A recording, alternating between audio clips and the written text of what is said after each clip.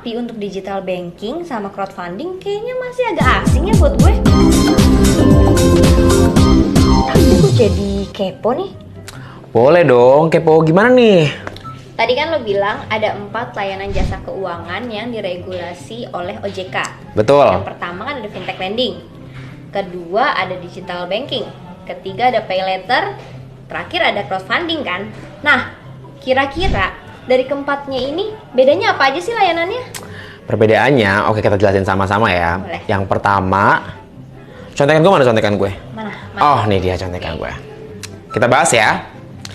Yang pertama ada fintech lending.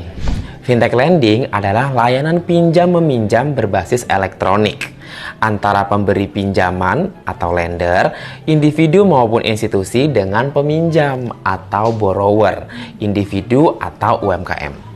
Saat ini, fintech lending terbagi dalam 2 kategori, yaitu sektor konsumtif dan sektor produktif. Lalu yang kedua, ada digital bank. Digital bank adalah layanan perbankan yang memberikan layanan sepenuhnya secara online ataupun digital. Mulai dari proses pendaftaran, eKYC, sampai dengan transaksinya. Bahkan sebagian besar dari penyelenggara bank digital tidak memiliki kantor cabang karena seluruh proses administratif bisa dilakukan secara online.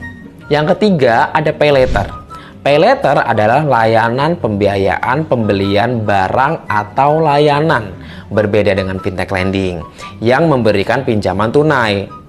Pengguna platform pay later dapat melalui merchant online maupun offline. Untuk online, umumnya sudah dapat dilihat di aplikasi dan bisa dilihat saat proses pembayaran.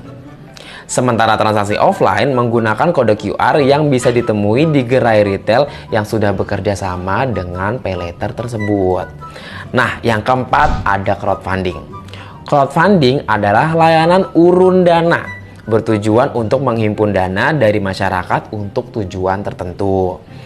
Saat ini bentuknya mulai beragam, mulai dari securities crowdfunding sampai dengan equity crowdfunding. Penerapannya ada banyak hal, mulai dari tujuan sosial sampai ke penggalangan dana untuk proyek bisnis. Kalau pay later sama fintech lending kayaknya gue udah cukup familiar deh. Tapi untuk digital banking sama crowdfunding kayaknya masih agak asing ya buat gue.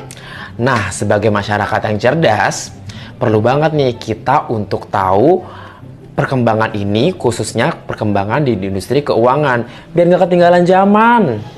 Ya udah kalau gitu. Sekarang gue mau cobain digital banking sama crowdfunding biar gue nggak ketinggalan zaman.